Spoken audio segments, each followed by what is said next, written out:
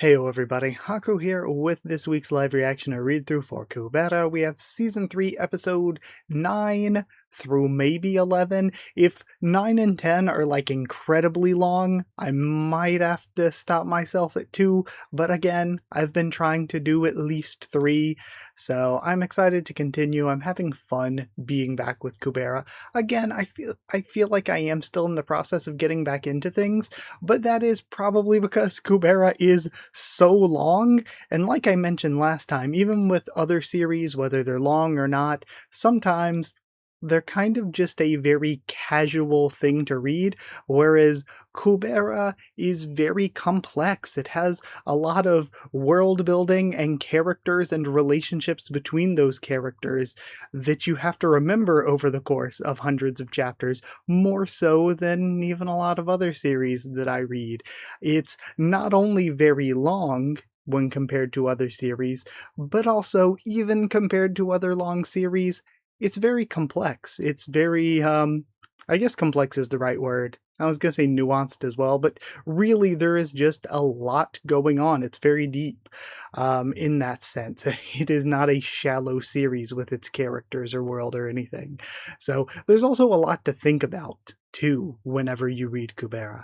But with all that aside, I don't think there's any more intro stuff I need to get to. My OBS just updated before I came to record this and everything, and I have seen some people that I watch complain that OBS was messing up for them. Seems fine for me.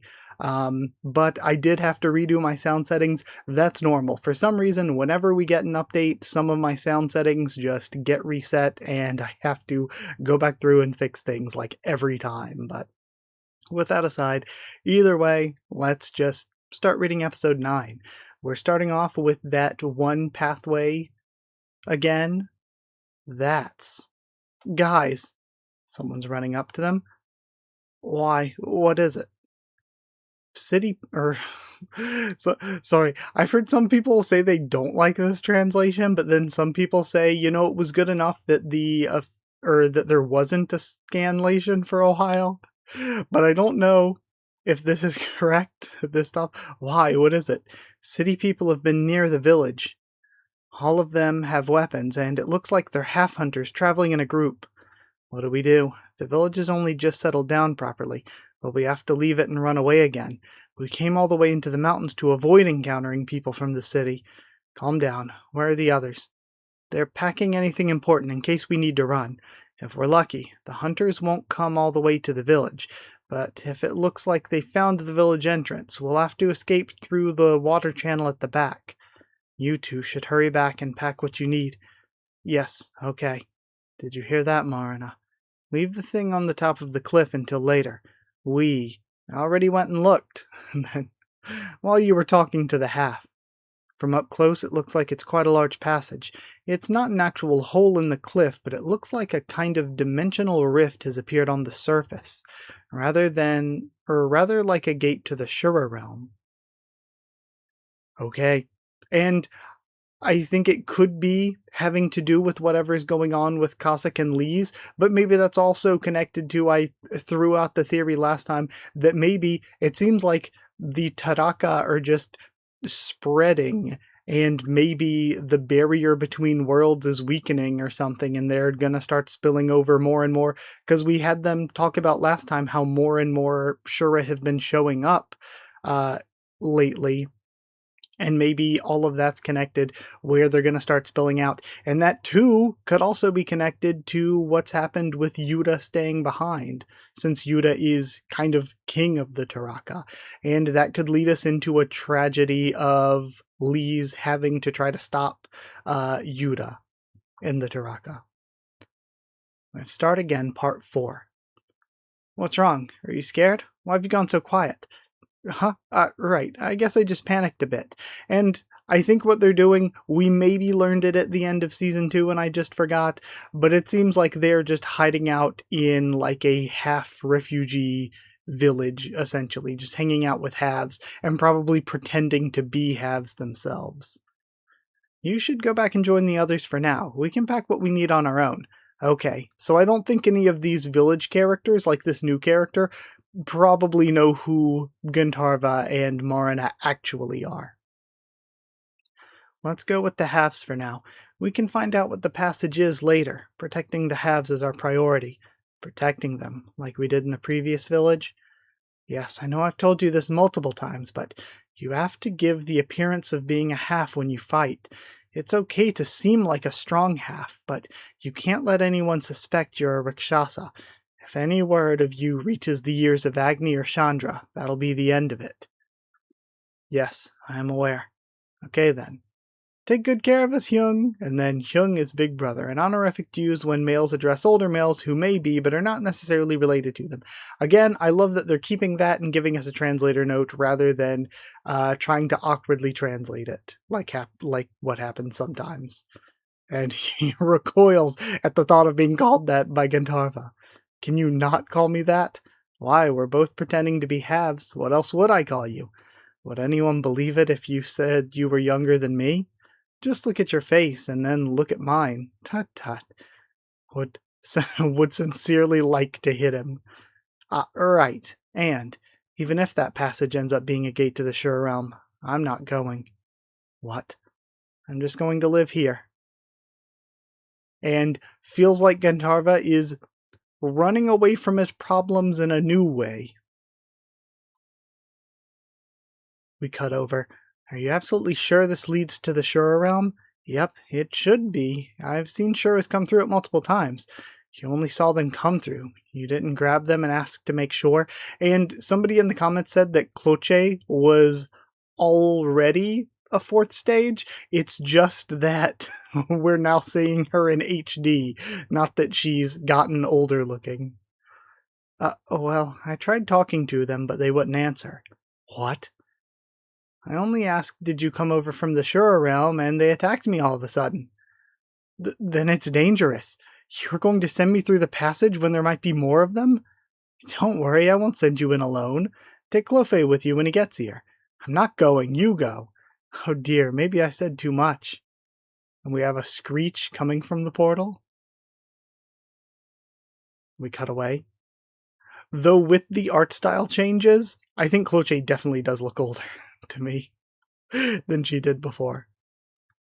We're back to Marina's group.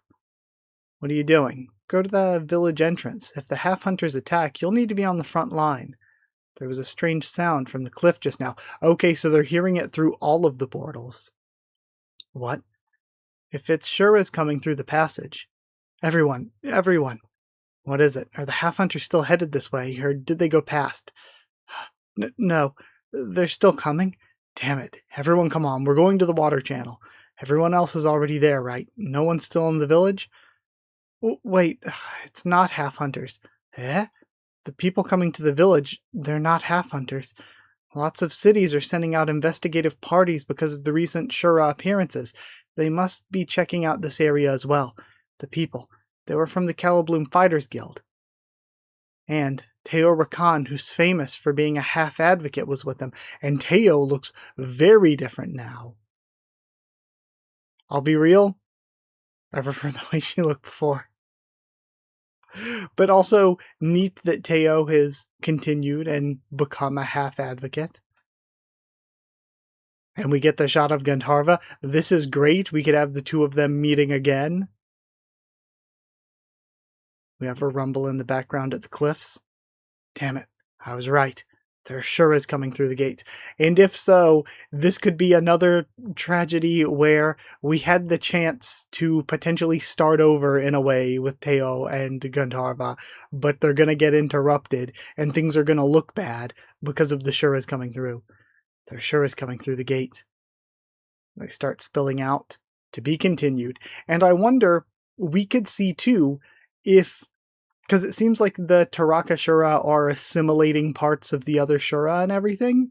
So if one of them or some of them look like Gandharva Shura, and Gandharva tries to manipulate or control them in any way, or reason with them, command them as their king, and they just straight up don't listen because they're actually Taraka, that could lead to the characters and us learning a lot more from Gandharva's perspective. But either way, that's it for chapter 9, but we still get to read the blog post for these, so let's go check it out. And I'm glad that some of you said it as well, that you like, and I mean, people have always said it in the comments and stuff, that you like doing the blog post too, because like I've brought up a lot, I really think, for me personally, reading the blog post as I go, it just adds so much. Seeing the chapter itself, and like, forming my thoughts on on the chapter itself, but then also getting the actual author's thoughts on things. We start with the Teo's group silhouettes. Did anyone guess Teo from that silhouette? Teo's a character who maintains the same status and popularity among the fighters now as she did in Part 2. The most noticeable change is her hairstyle. Why'd she cut off that long hair like that? If you haven't read, okay, and then the link to the episode.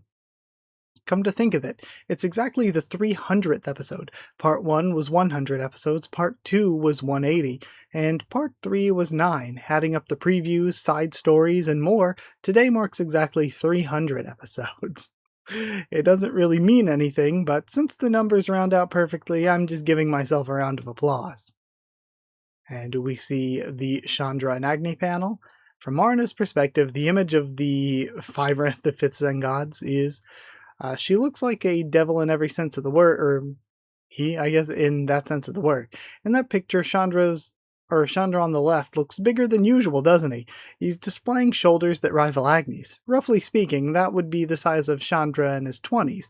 However, that's unlikely to appear in the main story. And we see a rare form of Ashura. Okay, so Ashura are supposed to be the bug-like ones, even though that looks like a predatory mammal. It's been a long time since, or maybe it's just supposed to be a rare form of Shura. It's been a long time since you've seen a beast like Shura like this, but there aren't that many of them in Wilrarv. Most Shura you encounter in the forest look like snakes or insects, so it is just Shura. The difference in population size is due to the difference in reproductive rates between the species, but also because of the difference in the value of their carcasses. After all, Shuras that are worth a lot of money are bound to be hunted down frequently. I like that explanation.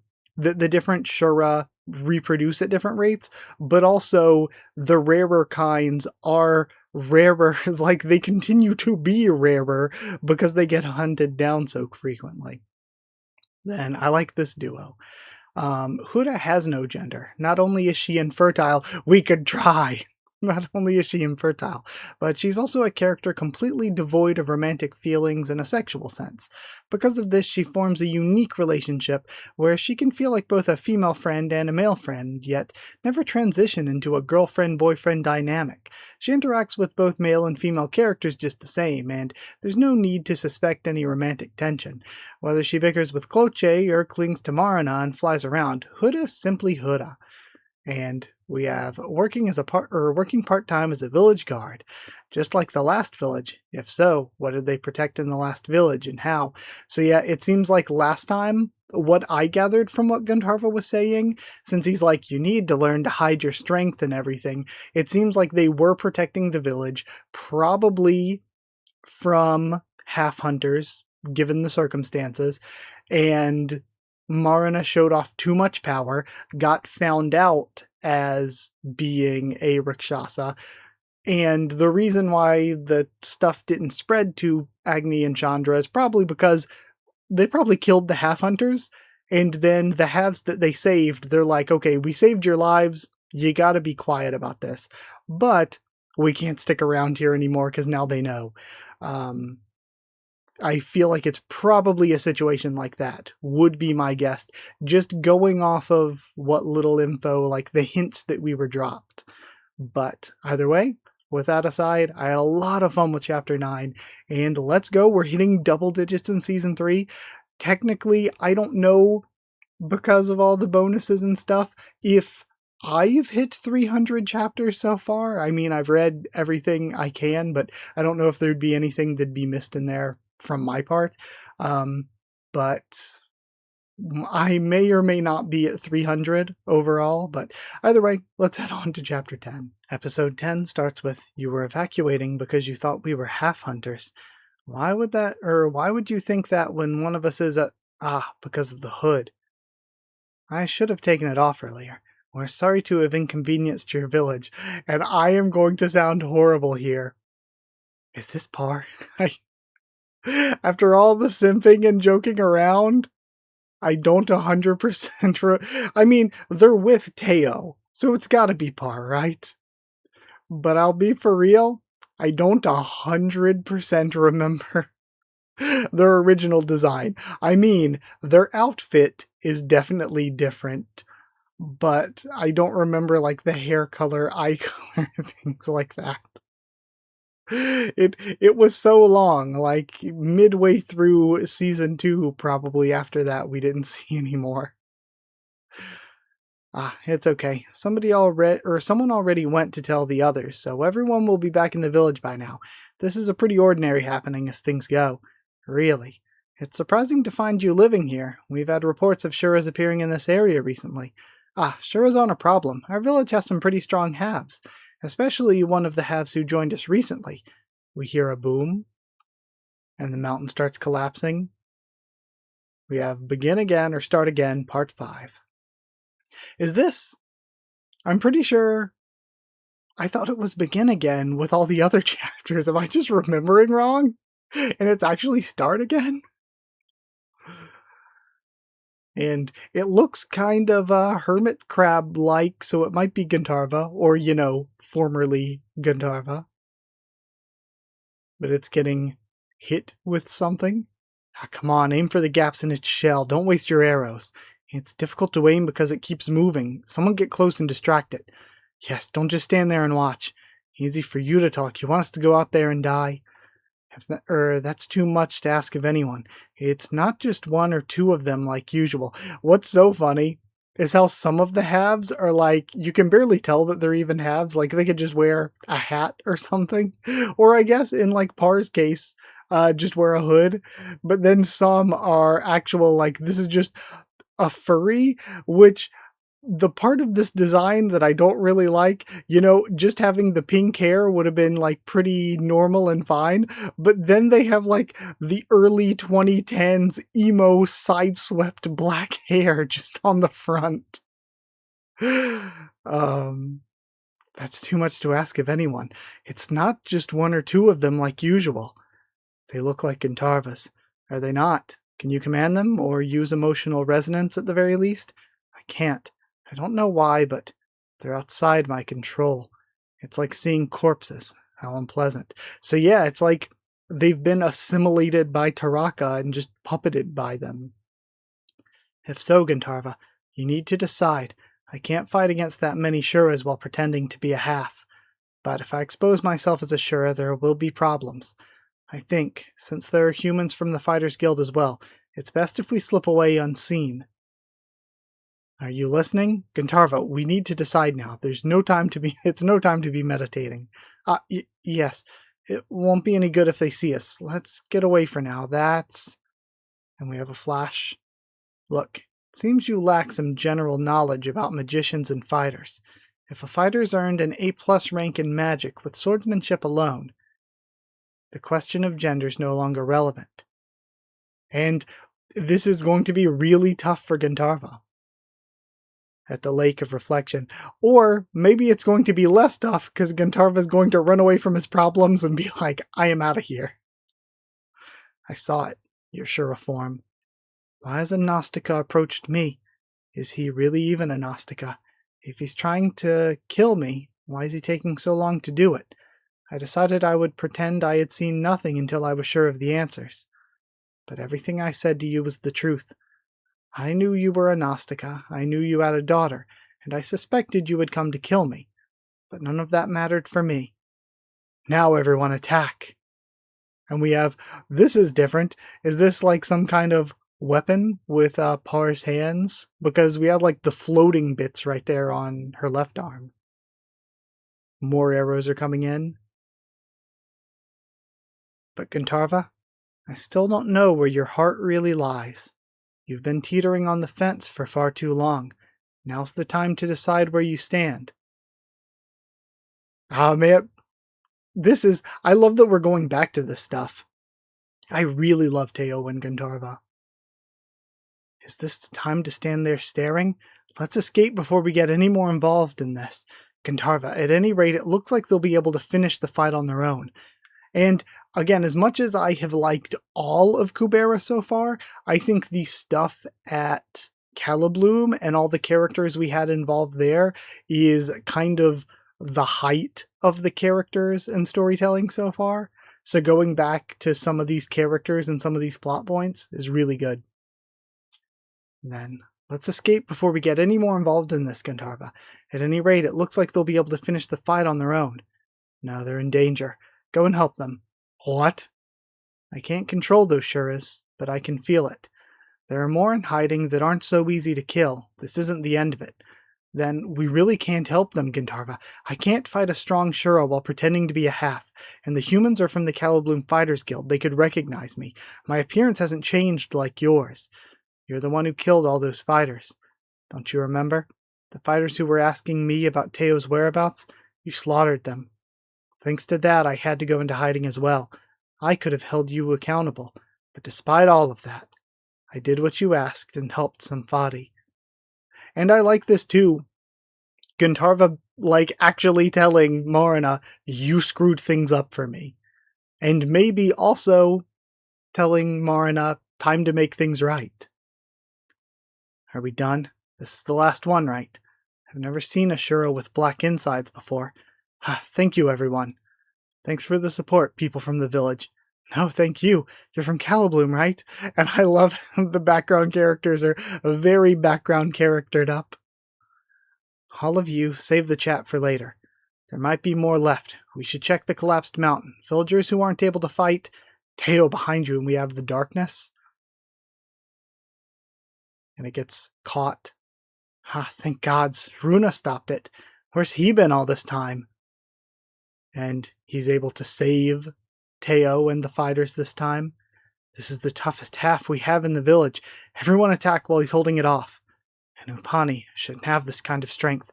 Is it specialized for close combat? This might be tricky. And again, I like that they're still viewing. They're like, this is an Upani. Why is it this strong? Because the Taraka are basically, I compared it to the Halo Flood before. They're basically spreading through the Shuras like that. At least, none of the fighters seem to have recognized me. Oh right, Par was there when it happened.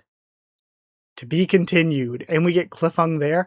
I love that we're revisiting all of this drama with Teo and Gandharva and the fighters and Marina. It's so cool.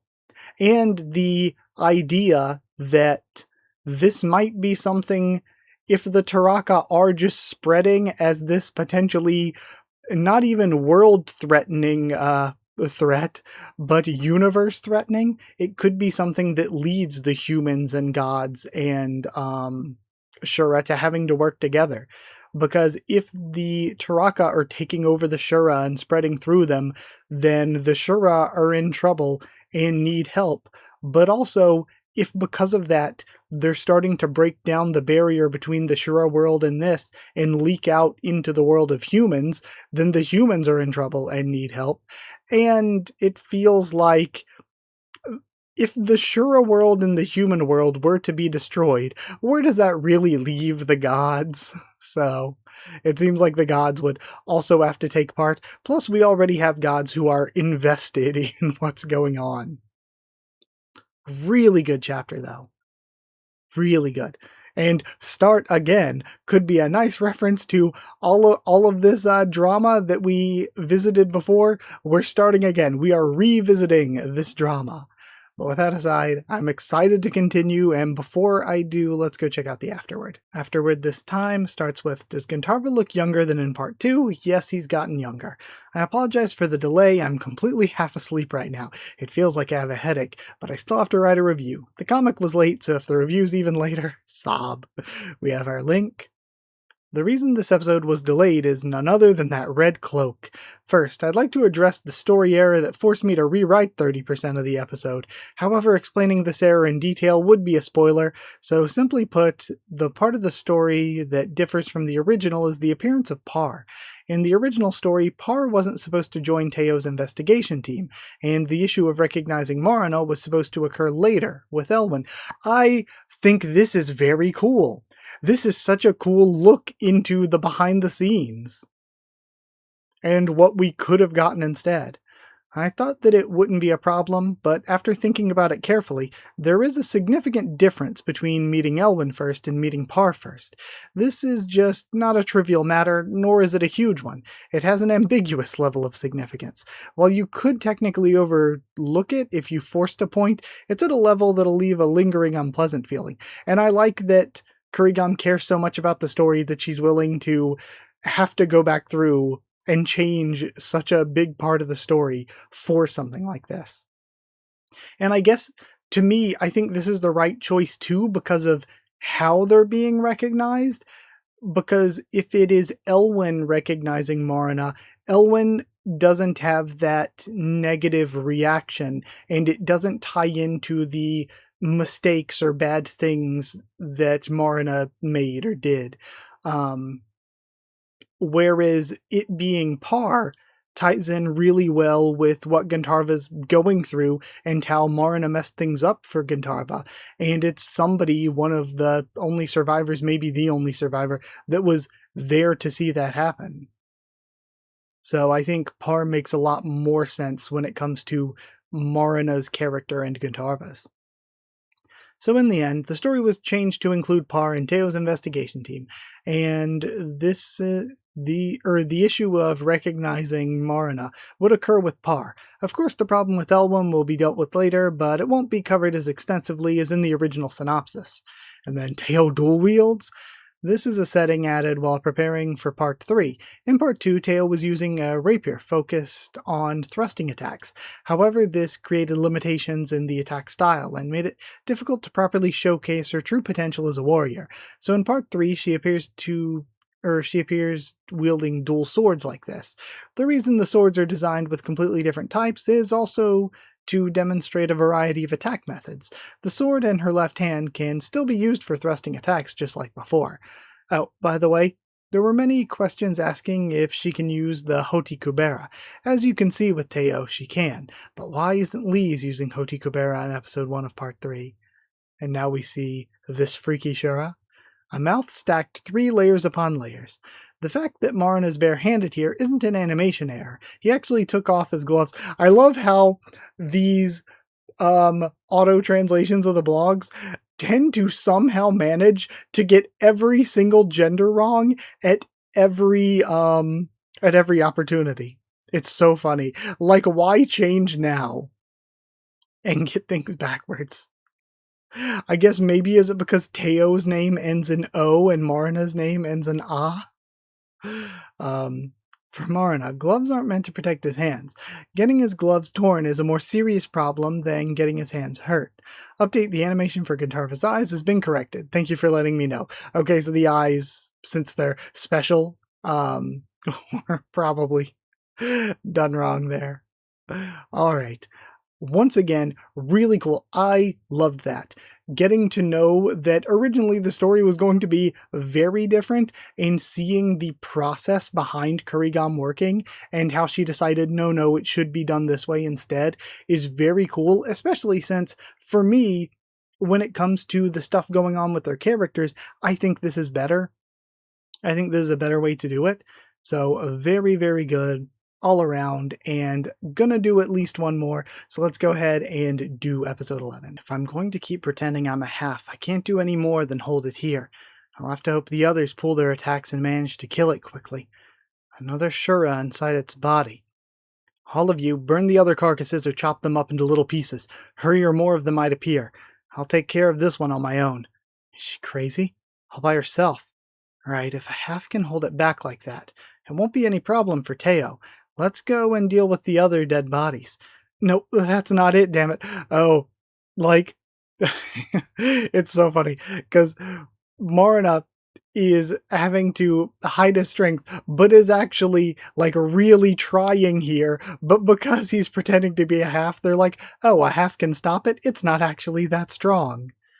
So it's making them misunderstand the strength of the Shura. What are you doing, Par? If you're not going to help dispose of the bodies, go and help Teo. Right. It's just a similar colored half, that's all.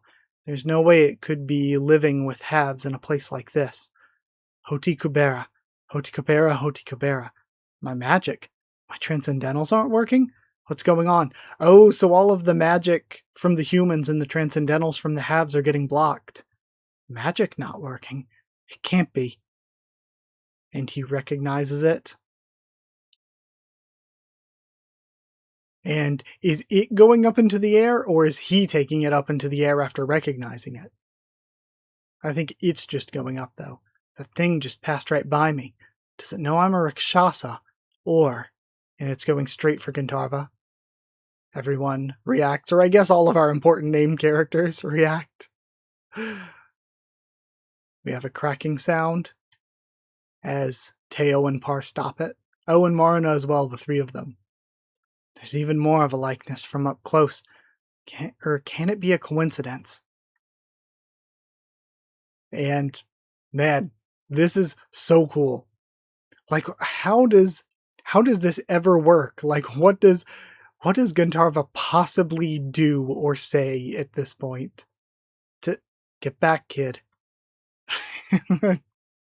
Stop getting in the way. Kind of emotional, but kind of funny. And run off to where you're supposed to be. Yes, look, you need to escape. It looks like this thing is after you. The humans need to escape first. What? Miss Teo, you need to escape as well. I've seen Shura like this in the past. It nullifies magic and transcendentals, so we can't defeat it with just these fighters. It's better to get back to the city, reorganize ourselves, and come back later. And I feel like Teo is going to recognize him. What are you doing, Gandharva? Isn't it obvious? I'm trying to convince her. I'll get the humans to return to the city, and you can take Shura form and kill this thing. It's the only way. We can't protect all of these humans while your transcendentals aren't working. And this is cool too, because it serves as an interesting conflict between Gandharva and Marina. Get back. The body's mutating into tentacles. You there, duck. It's going for Marina. And is Marina just going to show off and stuff? To be like, I don't know, to make his own decision here? We have a red feather falling. And he's revealed himself. What are you doing? If you show your wings here, what does it matter? Of course it matters. There are hardly any halves that have wings, and all that's important to you is playing human, isn't it? What? Gandharva, you've completely misplaced your priorities, and I find myself unable to understand you any longer. Play your beloved human game on your own. I've had enough. Don't be so stubborn. If you've forgotten, Agni and Chandra are here. If you reveal yourself, why should it matter if I'm not here? There's a passage open. I can deal with this Shura and then leave for the Shura realm. Out of my past emotional ties to you, and since you did help Samphati, I was going to stay and assist you, but this goes beyond my capacity for tolerance. You've lost all right to be called king. Okay, I think that seems like a really short chapter.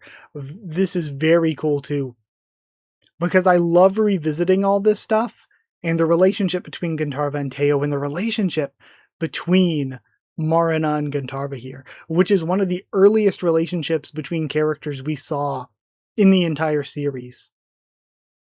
And how this deepens the conflict between them. Also, this is just a really cool panel of Marina. And the one where he first revealed his form was cool too.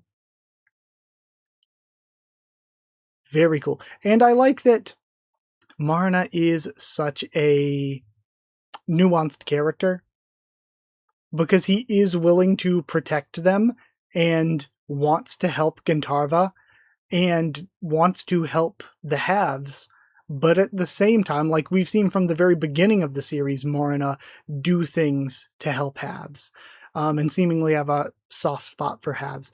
And yet at the same time, he has such pride as a Shura that he dislikes the games that Gandharva's playing here. And again, I wonder where this leads to with Guntarva and Teo, because I feel like Teo's going to end up recognizing him, especially if he is not, hiding himself, not laying low, but actually speaking to them and everything. I think that she's going to figure things out. And also, it makes me wonder then what this leads to with Par, because Par recognizes him, but if he does just leave to go to the Shura realm, then all Par can really say is, oh yeah, that was him, but he's gone now. But either way, that was incredibly good. It was on the shorter side, but very good. Almost makes me want to go for episode 12. I might do one more. But then it'd be weird because if I do one more, should I do two more? Because I think this is only 8 parts, but I'm not gonna split things like that. I'm just gonna do however many feels natural. We'll see. Either way, let's go read the Afterword. Then Afterword this time says it's not Elwyn. In the second panel of the last episode, that purple-haired person was standing behind Par. Some people mistook him for Elwyn because of his hair color, but since Elwyn is a half, she wouldn't have grown that tall even after 7 years. There's no way she'd be holding a staff like that. Marna and Elwyn's meeting comes a little later, so I guess Marna can't be gone for too long even if Marna does leave. But I don't think Marna actually is. I think Marna might stick around with the Teo and Par group because there's more drama to be had there, I feel like, still, than Bazaar. I like the design a lot. It looks very cool. A guy with 3 mouths. Still among the Taraka tribe members appearing in part 3 of Kubera, this one's quite handsome. There are plenty of guys waiting in line who'll make you question the manga genre. Or look forward to it. I guess manhwa webtoon. And then finishing off the victim in the exact same outfit as that day. The story's changed and it's become quite hectic, but that's fine. It's much better than having to carry around an unsatisfying storyline. There were questions asking if the ending would change due to this alteration, but it will not. Whether you meet Elwyn first or Par first doesn't affect the ending, only the development in the middle regarding Marna changes slightly. And then coolness explosion Marna. Back in the day, Marna's nickname on Kubera Fan Cafe was Gampokma, Cool Explosion Marna. He really looked so serious in the early part of part 1. It's just that he fell apart a bit as time went on. Anyway, since a cool shot came out for the first time in a while, it reminded me of the old days, so I decided to write this. Even though I get bullied and tossed around a lot sometimes, there are times when a nickname like that suits you. I like Marna, please don't misunderstand. 403 empathy. But either way, with that aside, there is a part of me that wants to end this on the shorter side, but if any of you have been around the channel for a while, and especially if you watch, all the other things that I've been covering, even when it took me a while to get back to Kubera, I have a really hard time getting myself to stop reading. And here we are again. I am running late with this video as is. I'm trying to have the video up for you all today, but it's already almost 6 p.m. So I am a little bit behind on that, but I definitely can't stop myself. I definitely want to read more. So let's go to episode 12. Hopefully this doesn't end up being too weird of a chapter to end on. But you've lost all right to be called king. Or if it's super short again, I might just keep going. And he trembles for a bit, holding back probably some angry words. Hopeless. He isn't even angry at what I said. I think he is in a way, but it's more complicated than that.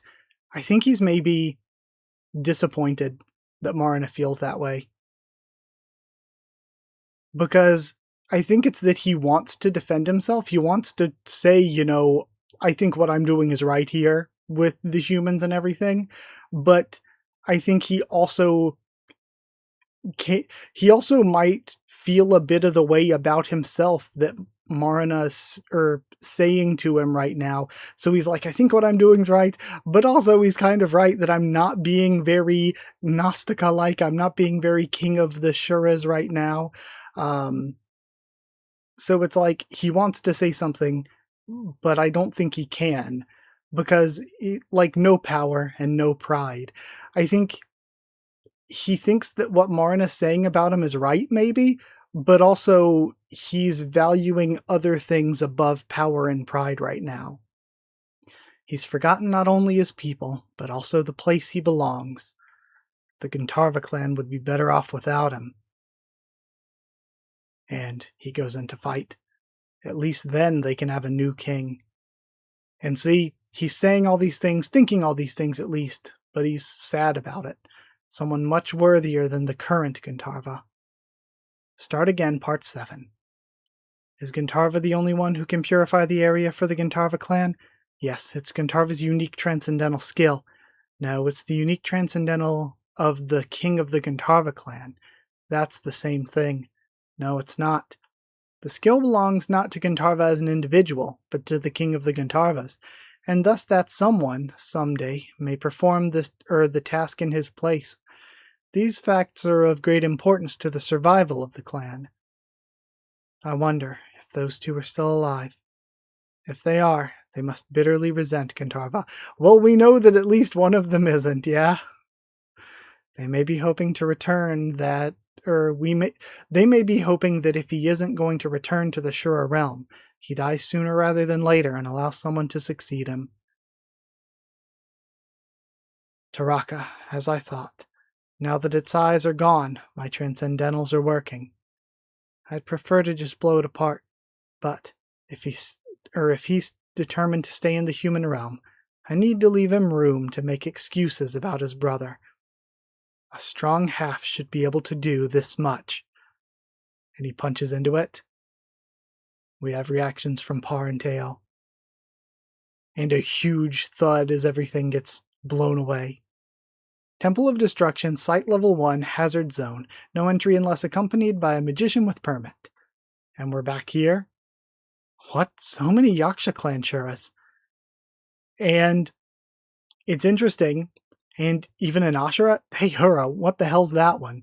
Again, we're seeing that it's not just Gintarva that have been taken over.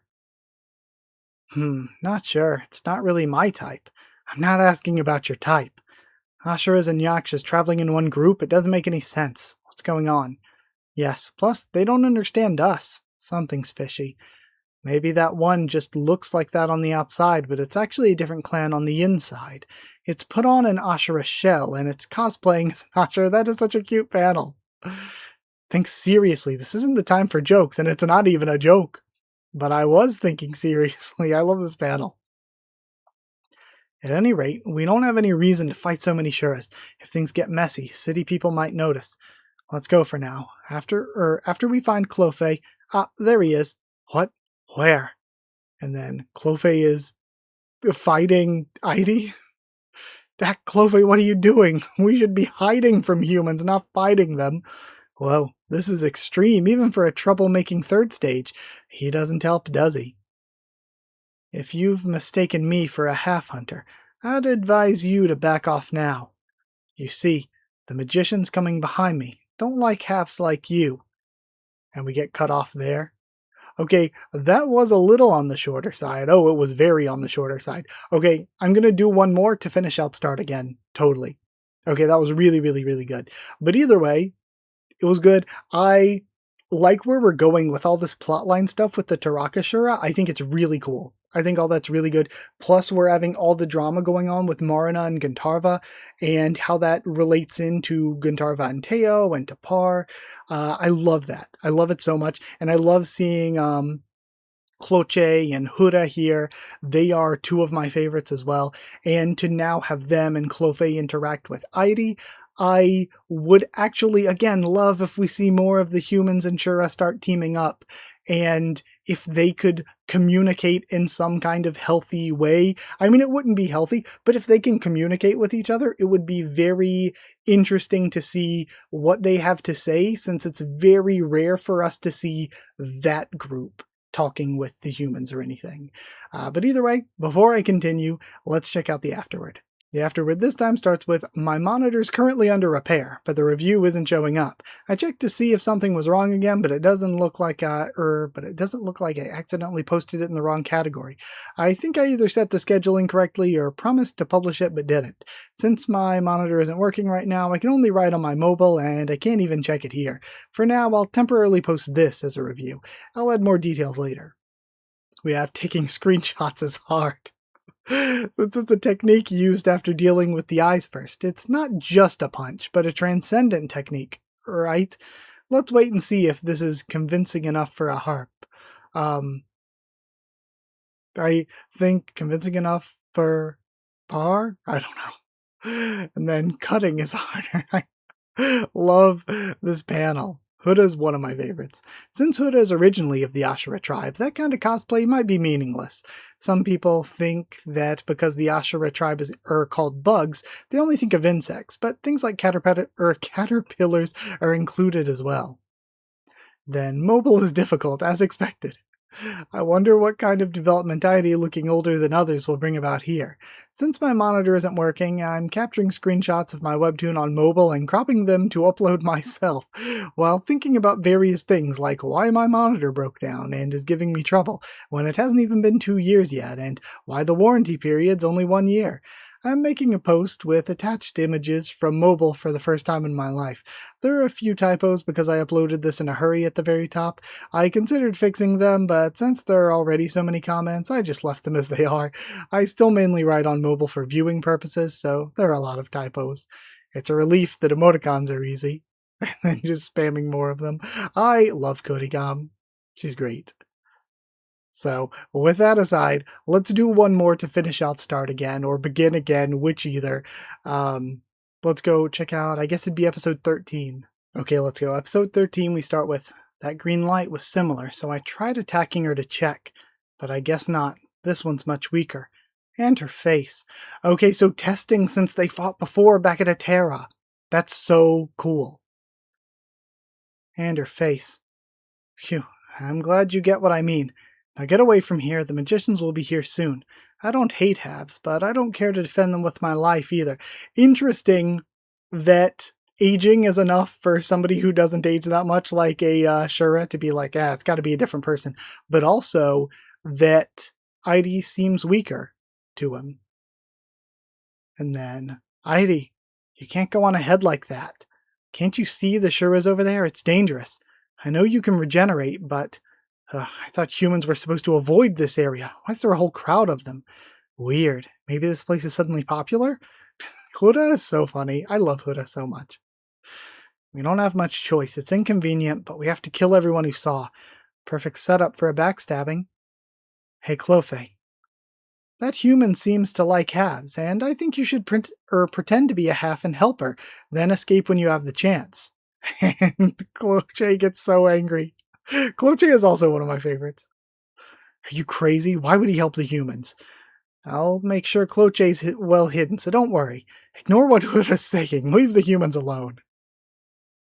And this could be very cool too, because Clophe is very lightly developed compared to a lot of the others. So we would get more development for Clophe, and also more interaction between this group, because really we just saw Cloche, Clophe, and Huda being the Sagara henchmen, really. We didn't really see them do a lot of their own stuff until toward the end. So it would be great to see the three of them leading more and having their own storylines. I'd like that a lot, because they're characters who have been around, but they haven't been in the forefront. Then Start Again Part 8, which is something we've already kind of been getting a little bit with Season 3, where even if it was for just barely a chapter or so, we got some of Shess at the forefront, whereas he felt like somebody we barely got to see in the first 2 seasons. So I like that. A lot, in fact. And we now have Clophe helping. What? Don't tell me you're planning to stay and fight the Shuras with us. Heidi, who is that? A half from the forest? Yes. Come to think of it, the Shuras must be a nuisance for the halves who live near here. There are more Shuras here than we expected, so it's just as well. For now, treat this guy as an ally and back him up. Put some defensive spells on him as well. Okay. I'm gonna lure the Shuras in this direction. Stay here, finish detecting their attributes, and decide what spells to use. Okay, just taking this in again. Got it. Pretend you're rounding up the Shuras with me and escape when you see the chance. Interesting. that Aidi's letting him know that. She did mention that the others don't like halves that much. Some of the magicians in the group can't stand the sight of halves. Even if you fight with us, I can't guarantee your safety afterwards. Now let's go. I like this stuff because we're setting up these relationships between characters that we didn't get to see in the forefront as much, but also that we didn't get to see have these kind of relationships with the other side.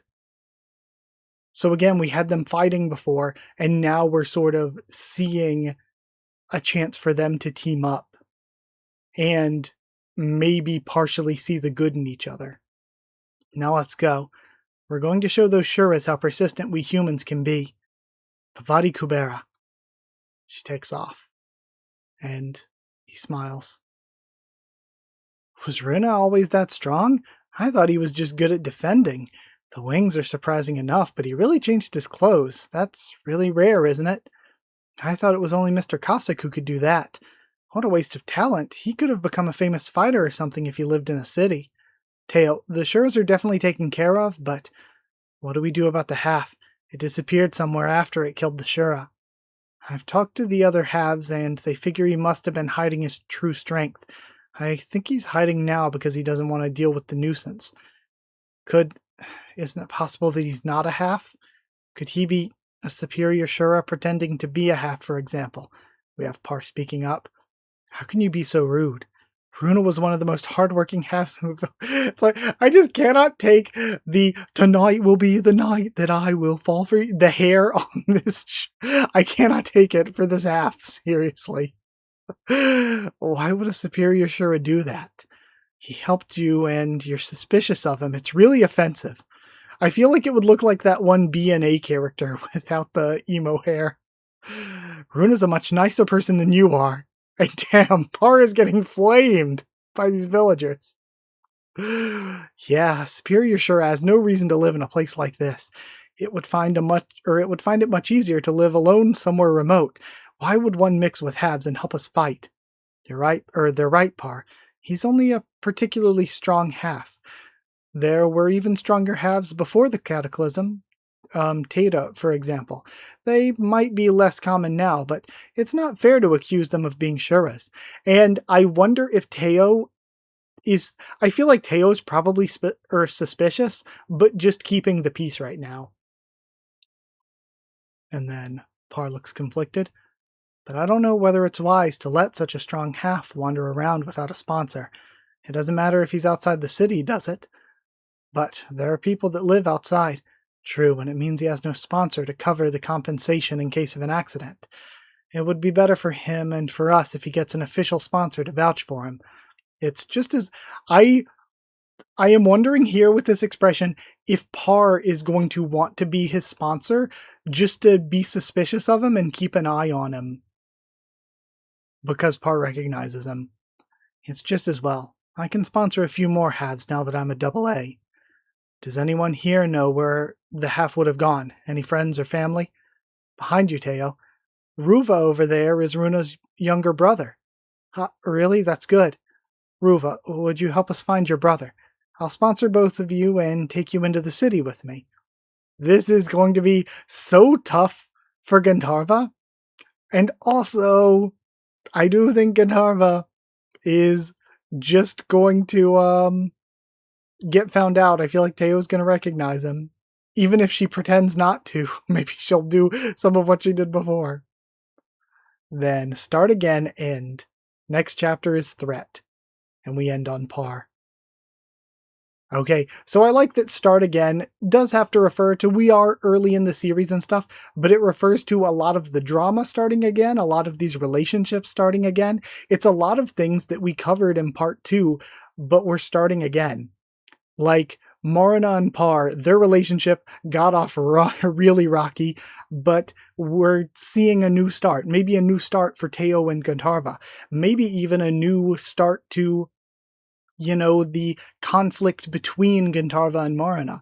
A new start for, I keep wanting to call Clophe Pingana. I am so sorry. For Clophe and Aidi, who met in very different circumstances last time.